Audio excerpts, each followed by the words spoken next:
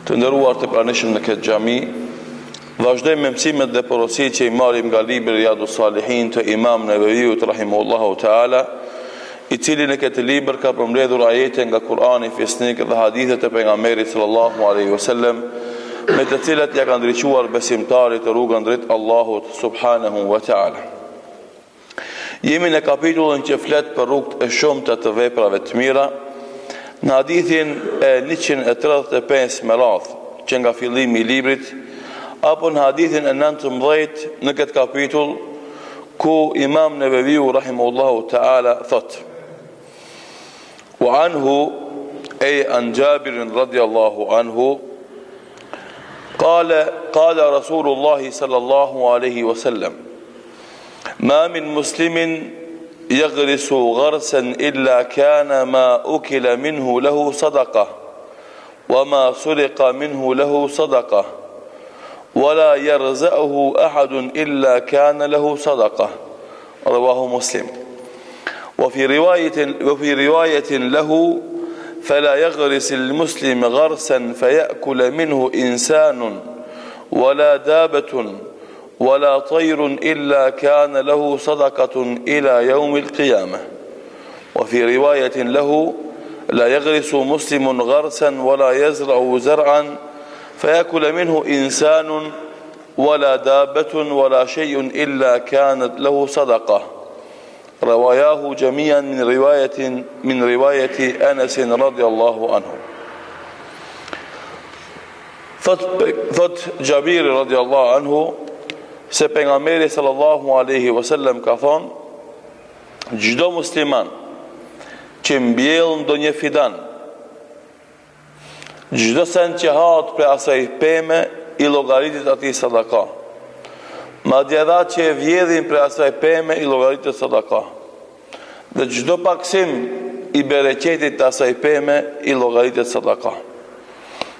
Në transmetimin tjetër qëndron: çdo që muslimani mbjell ndonjë fidan, e për asaj peme han njeriu, apo kafsha, apo shpenza, gjithë kjo I llogaritet sadaka deri në ditën e Kiametit. Në transmetimin tjetër qëndron: çdo që muslimani mbjell ndonjë fidan, apo mbjell ndonjë gjë, e për saj han njeriu, apo kafsha, apo ndonjë gjë tjetër, I llogaritet atij sadaka. Pra, shumë punë që na I bëjmë, edhe mendojmë se ajo është punë dynjaje, dhe se përfitimi prej saj është thjesht bereqet dhe rrezik për të hangër na dhe për të deponu prej atij ushqimi ose asaj peme për ne. Në kantarin e fesë llogaritet sadaka dhe shpërblim prej saj. Kur të nalesh me mendu këtë hadith pak më thellë, e kupton se Kurani dhe Sunneti e mësojnë muslimanin që edhe punët prej të cilave ai fiton rrezikun dhe bereqetin për vete, I llogaritet sadaka prej hajes, ushqimit që han nga jo pemë, njerëzit e tjerë, apo kafshët tjera, apo shpenzët tjera, madje edhe insektet. Për shembull, ti e mbjell fushën me gru, edhe vjen dita me korë grunin, edhe prej kallirave të grurit bin kokrat grurit në tokë, edhe vinë bubrecat, I marrin në kokrat e grurit, edhe ushqen me te, apo I deponojnë për dimër.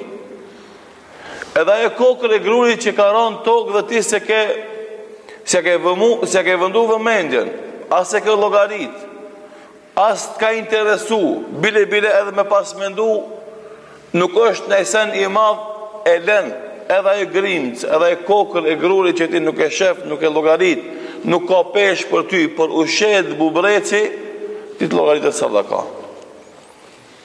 Edhe ajo pema që ke mbjell, qoftë ajo kajsi, apo kumëll, apo moll, apo çfarë do qoftë, dhe vjen rrugës një fëmijë e merr një moll, vjen një kalimtar rast e merr një moll, vjen një zog edhe han prej saj, apo bjen tokë dhe han hajvanati prej saj, apo insektet prej saj. Gjitha këto të llogaritën sadaka. E tash ta marrim këtë hadith edhe të krahasojmë me gjendjen e popullit ton konkretisht në vendin ton, këtu në Shkup dhe rrethin, apo pak më gjerë në mesin e popullit ton.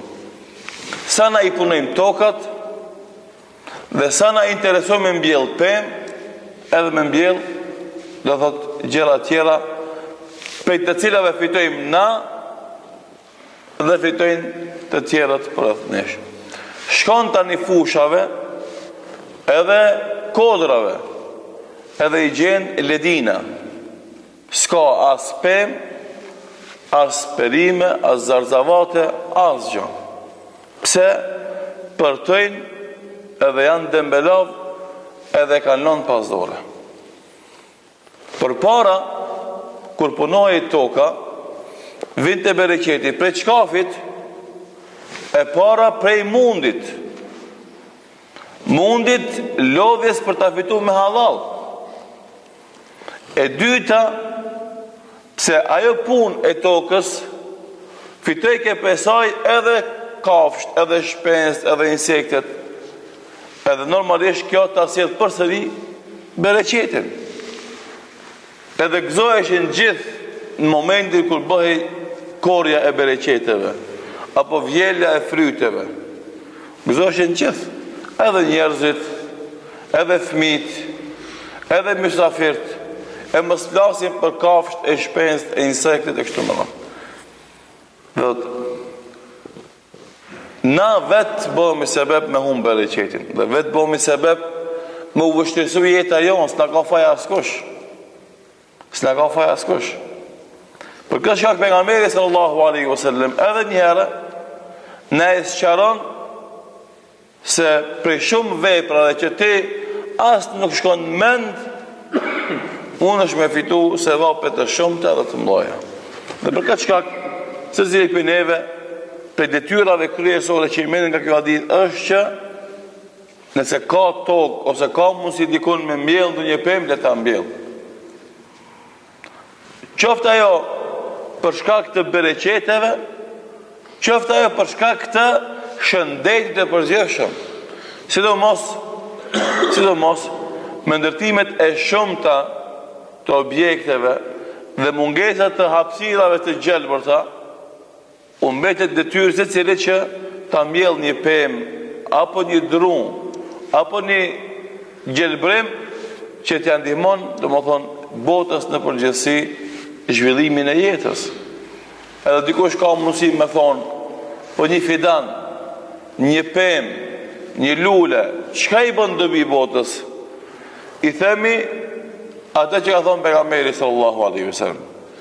Nëse dikush me juve ka në dorë në ti një fidan dhe shef se është duke ndodh kiameti, le ta mbjell atë.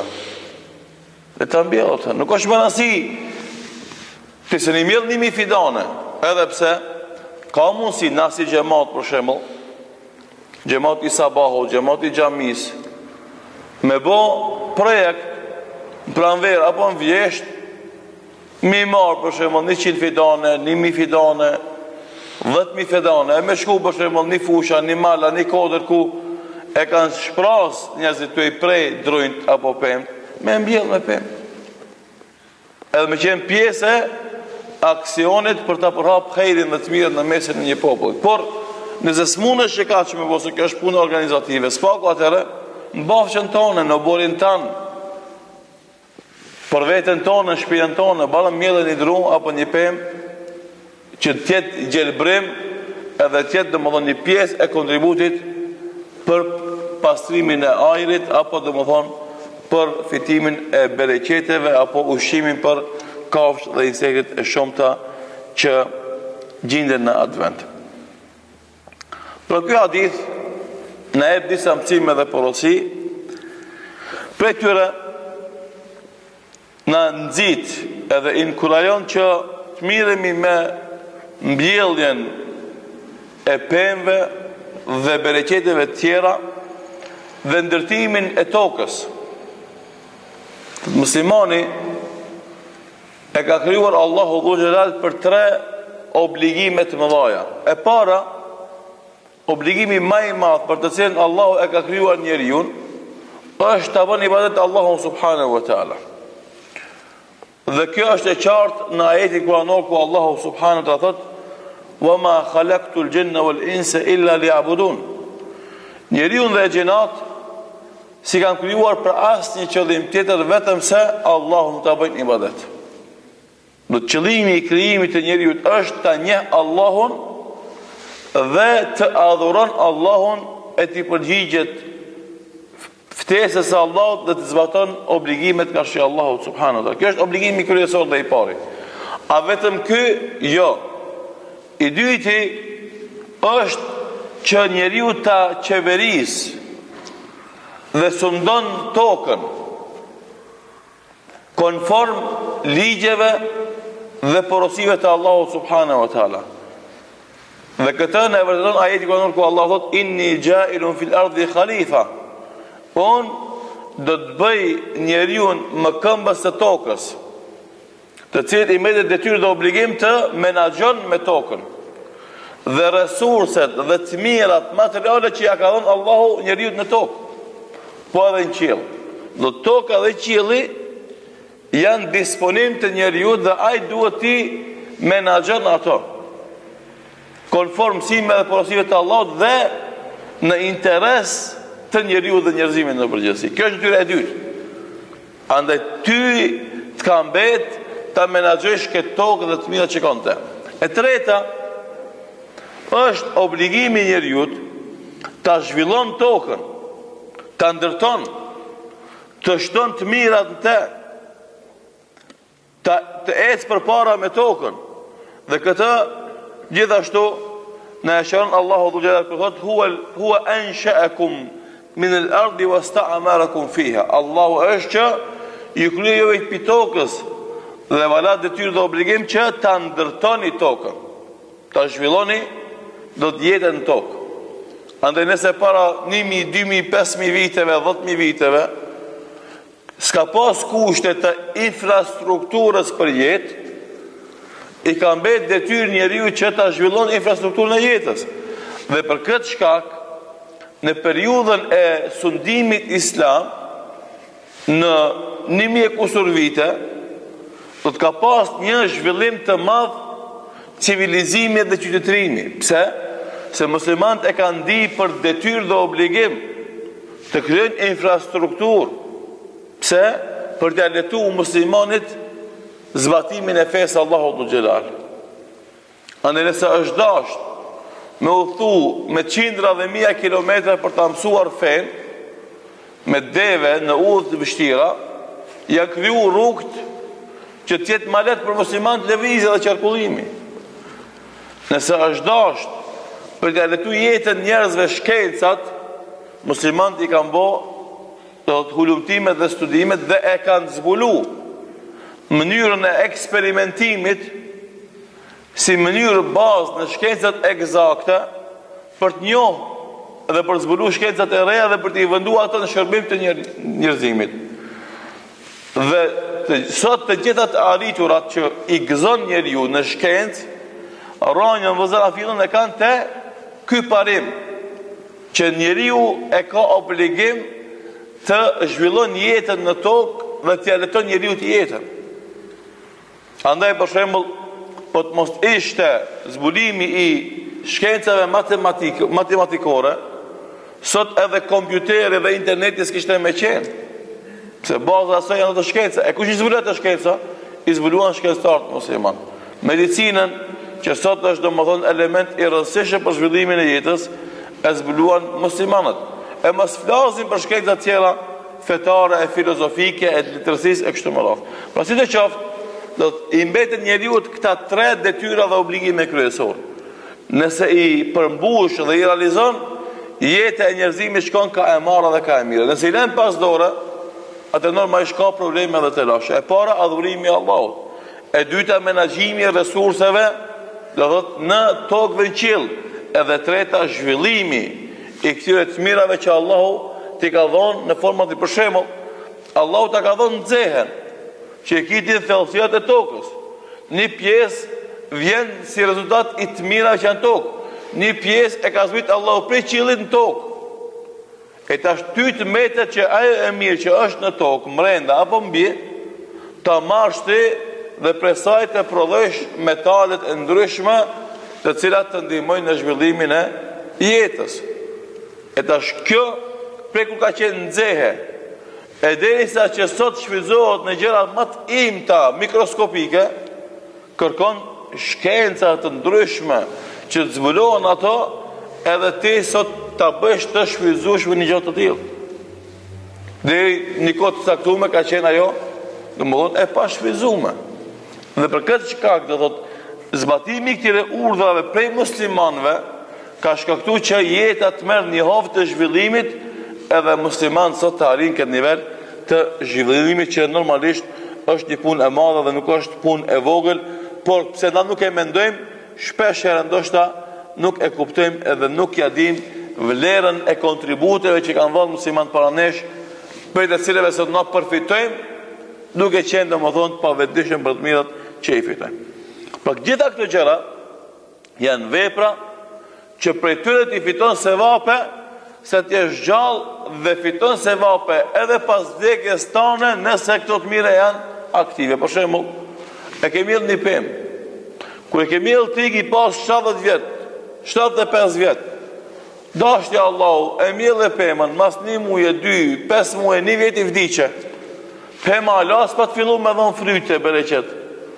Ti vdeke, e nes ajo dardha, molla, qershia, ara, u bo pemë madhe. Henes mas 1 vjet i 2 filloj me dhon bereqete.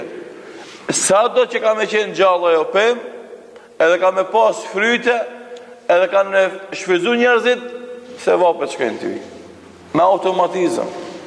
Të ne e kundërta, në duke vrapu për me i materializu këto të mira më njëherë, drunin që ka mirë dikush para nesh, apo vetë kam bin tokë pej, do më thonë, bërthamave apo farave që kanë rapi pi pemve, shkojmë në sa ma shpejt të presin, e të bëjmë dru për me djek, e të bëjmë pare. Ti po e pret, edhe kjo po ndodhë në për malet tona fatkesisht, edhe për bive tonë, për muslimanve tonë, shkojnë edhe i presin malet pa ndë një matje, pa ndë një sistematizim të asaj punë, dhe në këtë ka po shkojnë maleve, shofim, i bandë më dhonë, qose malet, këtë drujnë i prejnë. Pse aji e bëndru edhe shkon e shetë si dru për nxemjet vdimrit me shëndru pare sa ma shpejt pa ndë një logari se aji me atë shëndrim të parës të shpejt mundet mi bo dam të madhë në më thonë jetës në përgjithësi. Mirë, ti e prejeve pa të nevoj, është mali jotë, zabeli jotë, tamam, e drejta jote, po ti sa pemi mjele e sa i prejeve. Nëse ti i prejeve 10, e 50, e 100, e 500 drunë, sa i ke mjell? Asë një se ke mjell me 10 dhe 100 ke prej, kjo të regon se ai njeri nuk është i vetëdijshëm për damin që ja bën vetës edhe humbin e shpërblimeve që ja bën vetës. Dhe për këtë shkak, na kemi vende të ndryshme që jetojmë prej bereqetit të pemëve. Ashtu sikur se kemi vende të ndryshme që jetojmë prej bereqeteve të zarzavateve dhe gjelbrimeve që ata i mbjellin dhe kujdesin për to. Nëse dikush bot idare që themi na me gjuhën e popullit, idare me molla, e me pjeshka, e me kumlla, e kajsia, e dikush me patligjana, e gjelbrime, e qep, e lakna, atë do vot ka në punë e madhe kjo, ka në punë e mirë. Duhet ti me u kujdes për to edhe spaku, nëse s'do të fitosh risk të dunjo, spaku fito se vap duke mjell një pemë nga e cila kanë në pas dobit të tjerët, edhe ky sevap të vazhdon edhe pas vdekjes tone, përderisa dikush fiton për asaj pemë. Dhe nga përvoja jon e kemi pa, kur kemi qenë matri edhe fëmijë, se pleqt e ton insistojshin me mjell pemë në vendet të ndryshme. Edhe shpeshe kur parashtroi pyetja pse thëke se sevap është me mbjell pemë. Kaq, sevap është me mbjell pemë. Tani vim na dhe zbulojmë atë rregull që ka qenë i përhapur të muslimanët tonë, të pleshtet tonë, se pas ka bazë në fe, në Kur'an dhe Sunet pejgamberit sallallahu alaihi wasallam. Andaj shpenzoj rastin që t'i bëj thirrje secilit musliman. E mos flas për ata që jetojnë në fshatra dhe kanë mundësi edhe kanë toka dhe kanë mundësi me miell, mos i lën arët e tyre të bëhen ledina, e të braktisen, e të lihen pazore për ta shfrytëzojnë shëndetin që kanë, mundësi që kanë, aftësi që kanë, t'i mbjellin ato që të fitojnë për vete rrezik, por gjithashtu të bëhet edhe hajër dhe bereqet, edhe për kafshë, edhe për tjetë, edhe me këtë fitojnë shpërblim të Allahu subhanahu wa ta'ala. Mësimi dhe porosia tjetër që del nga kjo hadith është se çdo veprim që e bën muslimani për të sjellë të mira krijesave të Allahut dhul xhelal, për t'u aletuar aty me jetën dhe për t'u larguar pengesat dhe brengat e tyre, është obligim i muslimanit dhe shpërblehet për të. Domethënë jo ti vetëm që njeriu të kur ndihmon edhe ja leton hallet fiton sevape, po edhe krijesave tjera, edhe shpenzet tjera. Andaj nëse i kujtohet hadithi i pejgamberit sallallahu alaihi wasallam dhe në ushimin e çdo mëlçie, çdo kafshë që ka mëlçi është sadaka. Andaj çdo kujt që ti ndihmon për njerëzve, po kjo është humanizëm, po edhe çdo krijesë tjetër që ti ndihmon, kafshë qoftë ajo, insekt qoftë ajo, shpenzë qoftë ajo, edhe aty fiton sevape për Allahu subhanahu wa taala dhe nuk duhesh me i ndërsu këto veprime. Se edhe këto cilin hajër edhe të mira edhe bereqete që ndoshta ti nuk e llogarit, por ato e kanë ndikimin e vet në jetën tonë në dynjë. Gjithashtu, për mësime dhe porosive, se muslimani fiton sevape edhe kur i vjedhet pasuria, edhe kur i mirët pa dëshirë pasuria, edhe kur i dëmtohet pasuria nëse ai bën sabër dhe e kërkon sevapin për Allahut dhul xhelal. Se shpesh edhe për shembull na ndodh në jetë, dikush na plat shkit na vjedh. Edhe mërzitesh. Pse se me zor e ke bërë çat pasuri, apo çat mall, apo çat kerr, apo çat bicikëll. Edhe ta vjedhin. E ti mërzitesh. Pejgamberi sallallahu alaihi wasallam po thot mos u mërzit, se Allahu ta shpërblen ty çat mërzi. Edhe çat mall që ta ka vjedh dikush ta shpërblen me shpërblime në dunjë edhe në ahiret. Sikur se u përmendu në hadith, madje edhe nëse vjedhet diçka pi pemëve tuaja, për shembull, dikush që ka një arë të madhe me pemë, edhe duhet me shku me rujt arën se vinë natën i vjedhin. Edhe themi ti mos u mërzit, se nëse të vjedhin bostanin, apo të vjedhin kallamoqin, misrin, apo të vjedhin bereqite tjera, dije se rushin për shembull, edhe ajo shkruhet sevap, ta pagun Allahu dhul xhelal. Kjo do të thonë që ti mos ta rush, ama do të thonë mos u mërzit shumë nëse dikush ta vjedh, se ta pagun Allahu subhanahu wa taala dhe nuk të humbet asgjë prej mundit tan. Kjo është drejtësia e Allahut, që edhe në punët e dunjos, edhe në interesat e tuaja materiale në këtë botë, Allahu subhanahu wa taala nuk ta hup mundin, por ta shpërblen, ta kompenzon ata. Normalisht me kusht, me qenë sabërli, edhe me janon këtë punë dorë Allahu dhul xhelal. E kjo është ka mëson. Në mëson që shpesh herë grindjet dhe zënkat që ndodhin mes dy muslimanëve, dy shqiptarëve, dy kojshive tek ara dhe fusha, ma ke vjedh ta kun vjedh, ma ke bo ta kun bo, se bëm ndoshta mu rreh, e mu usha, e ndoshta edhe mu vra, mu thonë ka dalë. Si avlen, o vlavje, si avlen për 5 pllom tokë me vra, ose me uvra, si avlen për një pemë që dikush e ka vjel, pa të drejt, e ka vjel, me uvra, pse se Allahu ta pagun, Allahu ta shpërblen, nuk të humba e hiq, andaj mos e bën sebeb të grindjes dhe irnimit me tjetrin, e Zotit na rujt me u bë sebeb i vrasjes, siç ka ndodhur në shumë katune edhe shumë vende ku jetojnë populli jon edhe bijt e popullit ton. Gjithashtu për mësime dhe porosive që dalin nga Ky hadithi pejgamberit sallallahu alaihi wasallam që ky rast është argument se i lejohet muslimanit të ketë toka, të ketë pasuri, të ketë punë, të ketë angazhime me dunjë. Se tek muslimanët janë paraqit me kalimin e kohës në historinë islame disa njerëz që kanë llogarit vetën shumë të devotshëm, shumë fetar, e ka thonë nas duhet me punu në dunjë hiç. Duhet më mshel në teqe, e me bo zikër, e me bo ibadet, e mos me punu hiç, pse se të mashtron dunjoja edhe e haron ahiretin, e na duhet më mshel teqe, e mos më marr me dunjë. Ky hadith edhe shumë argumente tjera fetare në Kur'an dhe Sunet e demantojnë këtë teori. Islami nuk o si krishterizmi, që promovon kallugjerin, murgjerin, që me shkutin manastire në përmajet kodrave dhe maleve dhe shkëmbive, me bo manastire dhe vende ku ata kanë me shku, kanë më mshef për njerëzve dhe kanë me bo ibadet Zotit. Jo, jeta e muslimanit është balans mes obligimeve karshi Allahut dhe obligimeve karshi vetes. Është balans mes të mirave të ahiretit edhe të mirave të dunjos. Është balans mes detyrave dhe obligimeve për fitu ahiretin dhe detyrave dhe obligimeve për fitu dunjon. Edhe kështu Kur'ani dhe Sunneti dhe Islami na mësojnë për ta marrë këtë balans dhe për ta zhvilluar atë.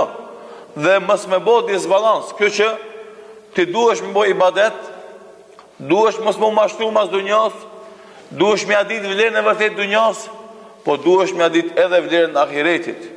Edhe duhesh me e bo ibadetin, po duhesh edhe me e bo punën dhe aktivitin. Andaj të gjithë ulemat thënë se e dunja mezraatul akhira. Dunjaja është toka e ahiretit, do më thonë ti këtu e mjell, atje e korë. Do t'i dush me punun këto, mu angazhu edhe me dhonë kontributin tanë. Për shkët shkak, të gjithë muslimanë s'mund të bëhen ulema, edhe s'mund të miren me dituri, që të bënd pa mundshëm, që të punosh me dunjë. Andaj të tjera du të me punue, edhe me buqësi, edhe me blektori, edhe me tregti, edhe me ndërtimtari, edhe me zanat e tjera, që me to të fitojnë riskun, të ushenjë familjen, të mirëmbajnë veten dhe pastaj të ndihmojnë të tjerëve që kanë nevojë edhe do të u bën dobi ajo që ti u ndihmon atyre. Andaj kur muslimani i kryen obligimet karshi Allahut, e fal namazin, i zbaton urdhnat, largohet prej ndalesave, nuk e pengon asgjë pastaj që ai të mirret me punët e dunjos. Ama nëse vjen puna, a namazi a puna, se që fatkecisht e bëjnë shpesh her njerëzit, i themi namazi. A besimi në Allahun, edhe në ahiret, apo fitimi dunjos, i themi besimi në Allahun dhe në ahiret. Se kemi në raste kur shumë njerëzi e kanë prish këtë balans, janë dhënë mas dunjos, edhe kanë haru krejtësisht ahiretit. Islami dhe Kur'ani në nësoj me qenë mesatar, wabtaghi fima ataka Allahu darul akhirah, wala tansa nasibaka min ad-dunya, me aq që ka thënë Allahu kërkoje ahiretin, dhe mos haro hisën tonë në dunjë. Andaj edhe ky hadith na tregon se na duhet miremi me këto punë dhe angazhime, të fitojmë rrezikun me halal, të ushqejmë me halal, të letojmë jetën vetes me rrezikun që e fitojmë me dorën tonë dhe djersën tonë, dhe të ndihmojmë të tjerëve pa na u bë qëllimi kryesor i joni dunjos, sepse pejgamberi sallallahu alaihi wasallam vazhdimisht bëke dua dhe theke Allahumma la taj'al ad-dunya akbar hammina wala mablagha ilmina. O Allah, mos e bë dunjon qëllimin, brengën ton, prekupimin ton më të madh, edhe qëllimin e krejt diturive tona që i kemi. Por kjo është urë kalimtare ku na duhet mirë me të aq sa kena metu në këtë vend dhe të punojmë për atë ditë aq sa kena metu atje.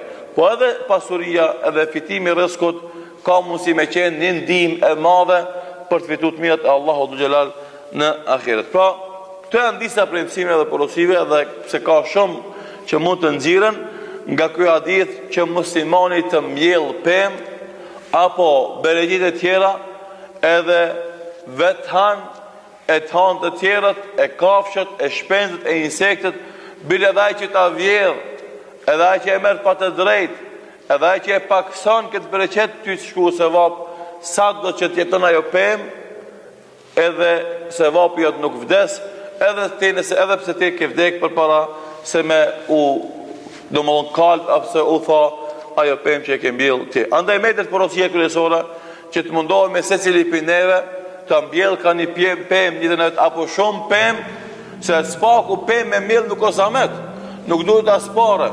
E merr një deg apo pa e nxjerr për pemës, ja vendon një edhe pak dhe, ja hek levorën edhe e mshtjell me diçka, ajo bën rojnë. E pret pastaj atë edhe shkon e miell tokë, do pa investim kur gjo hiq. Për pemës që është aktuale, shkon e merr një deg, e miell, dikun pema drejt për drejt si deg zëvend dikun, ka nevojë ndoshta me hek levorën, me mnu pak dhe, me lëshu ajo rojnë, pastaj ti e pret edhe bën një pemë tjetër, këtë ajo shkuat sevap te Allahu dhullat, domon dyrt e sevapeve janë shumëta, ka nevojë piteje më unal me mendu, edhe me izbatu këtë porosi të Kur'anit dhe sunetit pejgamberit sallallahu alaihi wasallam. Allahun e lutim të na ditë të bishme dhe vepra të mira, na e khejr dhe bereqet në dunjë dhe në ahiret, ashtu sikur se kalojmë çaste dhe momente në dunjë me hadithet e pejgamberit sallallahu alaihi wasallam, lutim Allahun që ta mundson të kalojmë çaste dhe momente me Muhamedit sallallahu alaihi wasallam në ahiret. Wallahu ta'ala